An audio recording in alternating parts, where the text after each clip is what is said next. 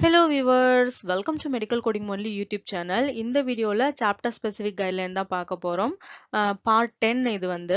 இதுக்கு முன்னாடி வரைக்கும் sepsis வரைக்கும் நம்ம complete பண்ணியிருக்கோம். இன்னும் மூணே டாபிக் தான் இருக்கு இந்த full chapterஐ முடிக்கிறதுக்கு. MRSA, Zika virus and corona virus. இந்த வீடியோல MRSA and Zika virus முடிச்சிருவோம். next வீடியோல வந்து corona virus முடிச்சிட்டோம் அப்படின்னா next வந்து chapter 2க்கு போயிடலாம். இதுக்கு முன்னாடி வீடியோஸ் எல்லாம் பார்க்கணும் அப்படின்னா சேனலோட பிளேலிஸ்ட்ல செக் பண்ணி பாருங்க. இன்னும் சப்ஸ்கிரைப் பண்ணாதவங்க மறக்காம சேனலை சப்ஸ்கிரைப் பண்ணி பக்கத்துல இருக்க ஆல் அப்படின்ற பெல் ஐக்கானையும் கிளிக் பண்ணிக்கோங்க.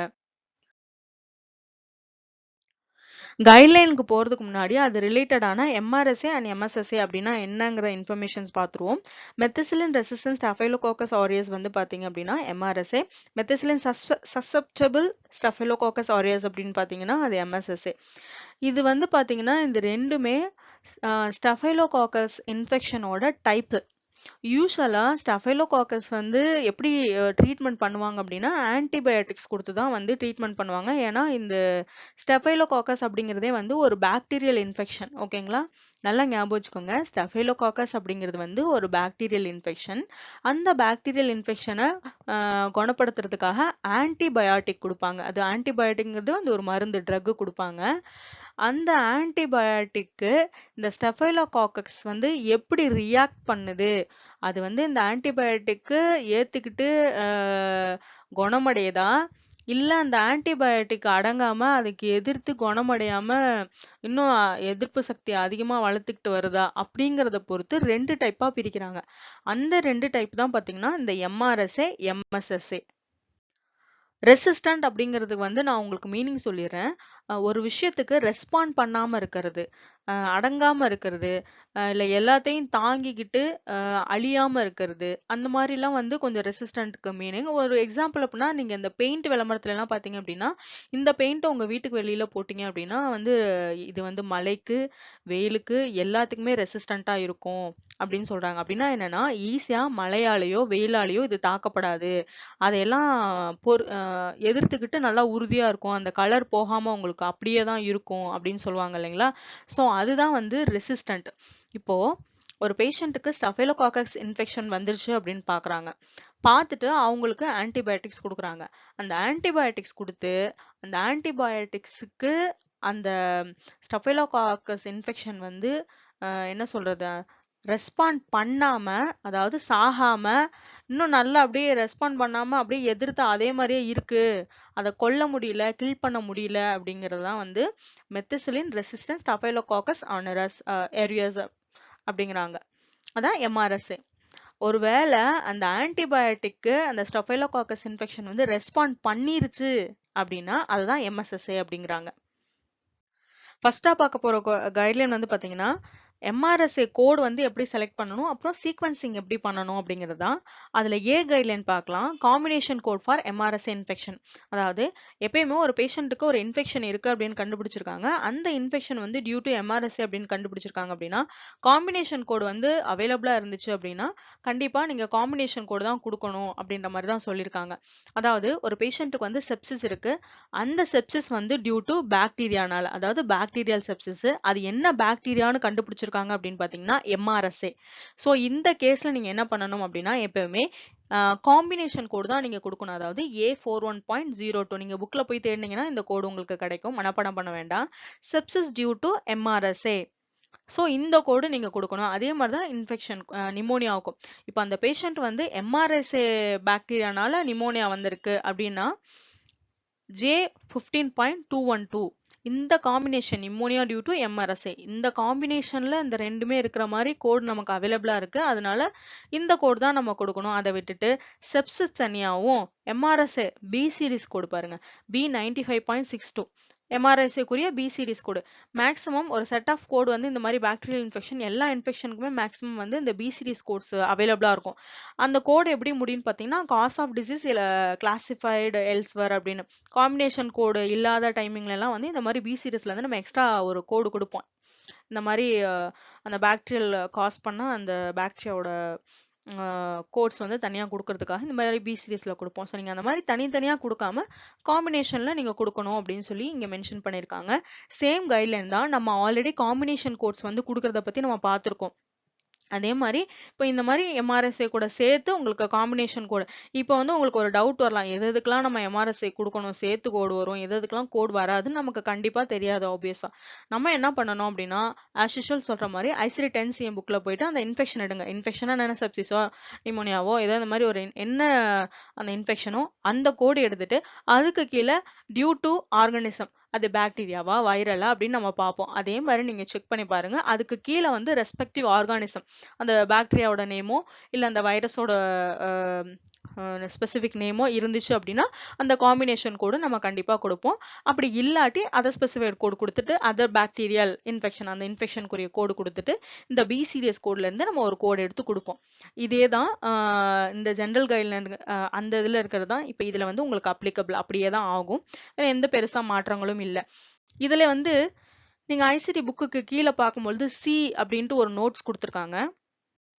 அந்த நோட்ஸ் என்ன அப்படின்னா, சீக்வென்சிங்க்கு வந்து செப்சிஸ் கைட்லைன்ல போய் செக் பண்ணி பாருங்க அப்படின்னு சொல்றாங்க. சீக்வென்சிங்னா நம்ம என்னன்னு பார்த்தோம். ஃபர்ஸ்ட் எந்த கோடு குடுப்போம், செகண்டா என்ன குடுப்போம், அதுக்கடுத்து என்ன அசைன் பண்ணுவோம் அப்படின்னு சொல்றதுதான் வந்து ஒரு சீக்வென்சிங். ஓகேங்களா?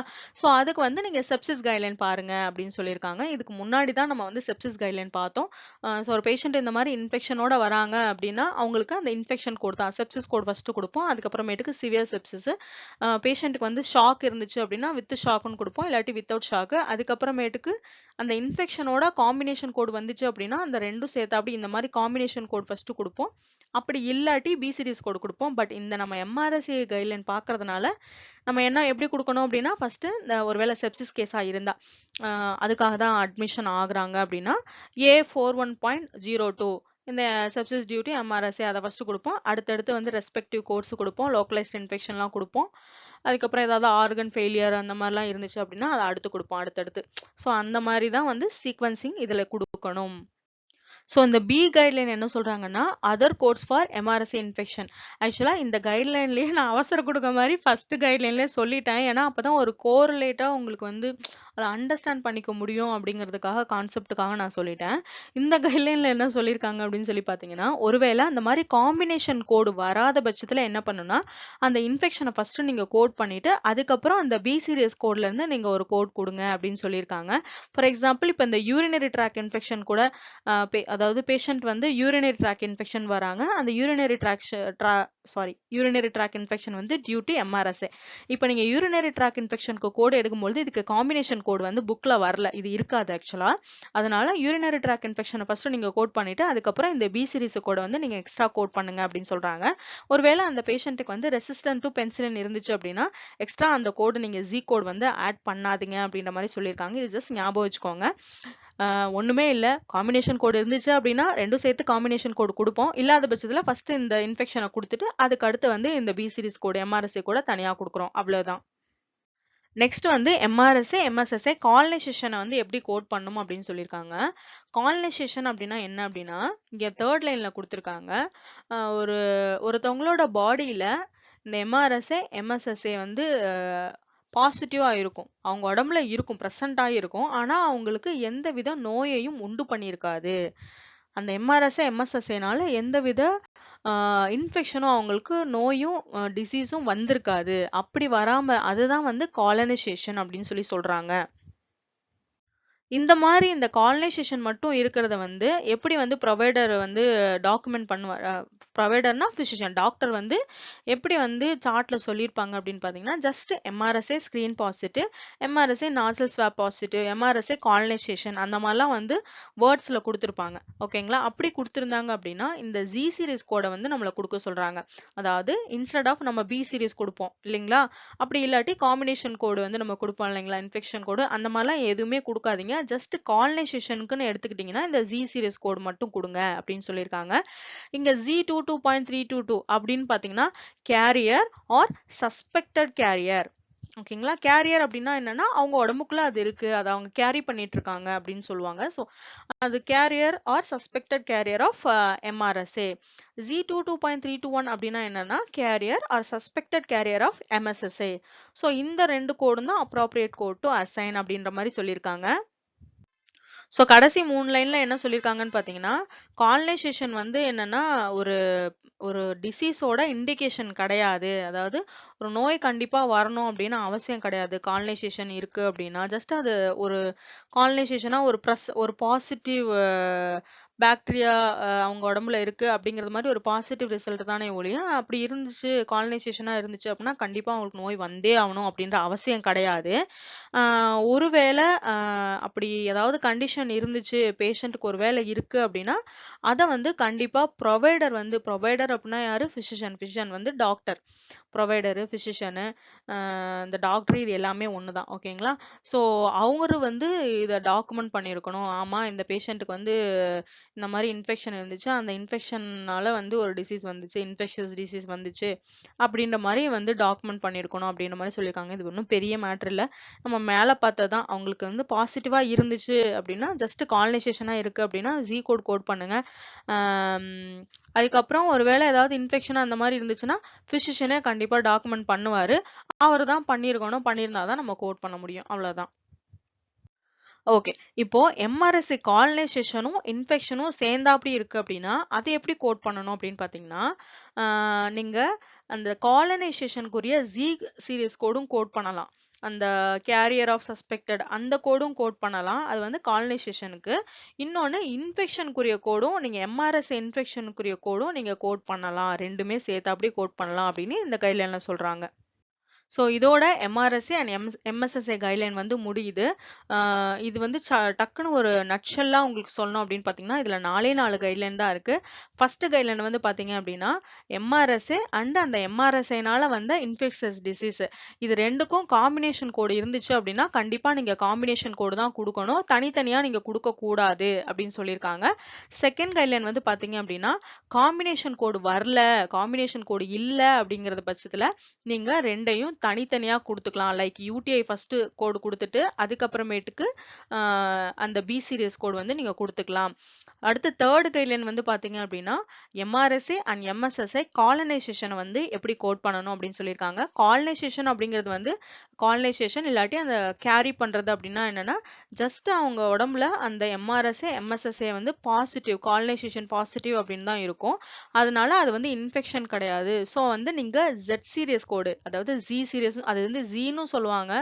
யூசுவலா வந்து கோடிங்க பொறுத்த வரைக்கும் அந்த வந்து அப்படின்னு தான் சொல்லுவாங்க. ஸோ உங்களுக்கு புரியணுங்கிறதுக்காக நான் Z, ரெண்டுமே சேர்த்து சொல்றேன். அந்த சீரிஸ் கோடு வந்து நீங்க கோட் பண்ணணும். இந்த இடத்துல வந்து நீங்க பி சீரிஸ் கோடு வந்து கோட் பண்ண தேவை கிடையாது அப்படின்ற மாதிரி சொல்லியிருக்காங்க. அடுத்து ஃபோர்த் கைட்லைன் வந்து பாத்தீங்கன்னா, எம்ஆர்எஸ்ஏ காலனைசேஷனும் இருக்கு, இன்ஃபெக்ஷனும் இருக்கு அப்படின்னா எப்படி கோட் பண்ணணும்? நீங்க அப்படி எப்படி கோட் பண்ணணும் அப்படின்னு பாத்தீங்கன்னா, எம்ஆர்எஸ்ஏ காலனைசேஷனுக்கு தனியா நீங்க அந்த சீரிஸ் கோட் பண்ணிட்டு, அதே மாதிரி எம்ஆர்எஸ்ஏ இன்ஃபெக்ஷன் கோடும் நீங்க தனியா கோட் பண்ணிக்கலாம். 2மே கோட் பண்ணிக்கலாம் அப்படின்ற மாதிரி சொல்றாங்க. அவ்வளவுதான் இந்த கைட்லைன். ஸோ நெக்ஸ்ட் வந்து ஜிகா வைரஸ் பத்தின கைட்லைன் பார்க்க போறோம். அதுக்கு முன்னாடி ஜிகா வைரஸ்னா என்ன அப்படின்ற மாதிரி ஜஸ்ட் ஒரு இன்ஃபர்மேஷன் பார்த்துருவோம். ஏடிஸ் மஸ்கிட்டோஸ் வந்து நம்மள கடிக்கிறதுனால டே டைமிங்ல நமக்கு வந்து ஜிகா வைரஸ் டிசீஸ் வந்து வருது. ஸோ லாஸ்டா வந்து ஜிகா வைரஸ் கைட்லைன் பார்க்க போறோம். அதுல வந்து ஒரே ஒரு கைட்லைன் தான் இருக்கு. அது என்ன அப்படின்னா, கோட் ஒன்லி கன்ஃபார்ம்டு கேசஸ். அப்படின்னா என்னன்னா, ஜிகா வைரஸ் அந்த பேஷண்ட்டுக்கு இருக்கு, Zika viral infection, Zika viral disease இருக்கு அப்படின்னு கன்ஃபார்மா டாக்டர் சொன்னாதான் வந்து சொல்லியிருந்தாதான் நம்ம இந்த கோடே கொடுக்கணும் அப்படின்ற மாதிரி சொல்லியிருக்காங்க. அப்படி இல்லாட்டி நீங்க கொடுக்கவே கூடாது அட் எனி காஸ்ட் அப்படின்னு சொல்லியிருக்காங்க. ஜிகா வைரஸ் கூடிய கோடு என்னன்னா A92.5 ஜிகா வைரஸ் டிசீஸ். இந்த கோடு வந்து டாக்டர் கன்ஃபார்மா அந்த பேஷண்ட்டுக்கு இருக்குன்னு சார்ட்ல மென்ஷன் பண்ணியிருந்தாங்க அப்படின்னா மட்டும்தான் நீங்க கோட் பண்ணணும் அப்படின்னு சொல்லியிருக்காங்க. நெக்ஸ்ட் பாயிண்டா என்ன சொல்றாங்கன்னா, இது வந்து இந்த ஜிகா வைரஸ் கேஸ் வந்து பாத்தீங்கன்னா, இன்பேஷண்ட் கைட்லைன் செக்ஷன் 2Hக்கு வந்து எக்ஸெப்ஷன் அப்படின்னு சொல்றாங்க. அப்படின்னா என்ன சொல்ல வராங்க அப்படின்னு அர்த்தம்னா, இன்பேஷண்ட் செக்ஷன் 2Hல போய் பாத்தீங்கன்னா, அது என்ன கைட்லைன்னா, அன்சர்டன் டயக்னோசிஸ் அப்படின்னு உங்களுக்கு ஒரு கைட்லைன் கொடுத்திருப்பாங்க. அப்படின்னா என்னன்னு பாத்தீங்கன்னா, இன்பேஷண்ட் செட்டிங் மட்டும். ஓகேங்களா? இது அவுட் பேஷண்ட்டுக்கு பொருந்தாது. அந்த அன்சர்டன் டயக்னோசிஸ் கைட்லைன். அந்த ஒரு பர்டிகுலர் பேஷண்ட் வந்து ஒரு ப்ராப்ளம்காக போறாங்க. அது எல்லாமே இமேஜிங்லாம் எடுத்து பார்த்துட்டு ஒருவேளை இதுவா இருக்குமோ அதுவா இருக்குமோன்னு யோசிச்சுட்டு டிஸ்சார்ஜ் ஆகி போறப்ப மேபி இது வந்து இந்த டிசீஸ்னால இந்த பேஷண்ட்டுக்கு இந்த ப்ராப்ளம் வந்திருக்கலாம் அப்படின்னு ஒரு பர்டிகுலர் டிசீஸை வந்து பேஷண்ட் டாக்டர் வந்து சஸ்பெக்ட் பண்ணி சொல்றாருன்னா வச்சுக்கோங்களேன்.